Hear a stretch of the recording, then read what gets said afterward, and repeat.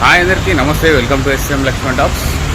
శ్రీ శ్రీ శ్రీ శ్రీ వరసిద్ధి వినాయక ఆలయము. ఈ ఆలయము మనం గాజుల రామారం వెళ్ళే రూట్లో ఉంటుంది. ఉదయాన్నే ఈ ఆలయం దగ్గరికి అయితే నేను వచ్చి దర్శనం అయితే చేసుకున్నాను. ఇంకా ఆలయం అయితే తీయలేరు.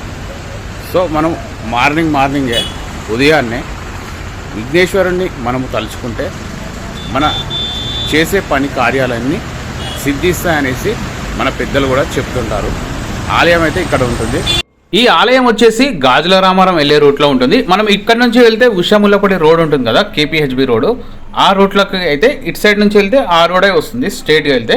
మరి ఇటు వెళ్తే అయితే గాజుల రామారం రూట్లోనే ఉంటుంది ఈ ఆలయం. మనం ఏదైనా పని మీద బయటికి ఉదయాన్నే డ్యూటీకి వెళ్ళేటప్పుడైనా, మనం ఏదైనా కార్యం గురించి వెళ్ళేటప్పుడైనా శ్రీ శ్రీ వరసిద్ధి వినాయకుని తలుచుకొని వెళ్తే చాలా మంచిది. ఓం గం గణేశాయ నమః అని కామెంట్ చేయండి. మంచి టెంపుల్స్ గురించి మన ఛానల్ని సబ్స్క్రైబ్ చేయండి. మీ లక్ష్మణ్.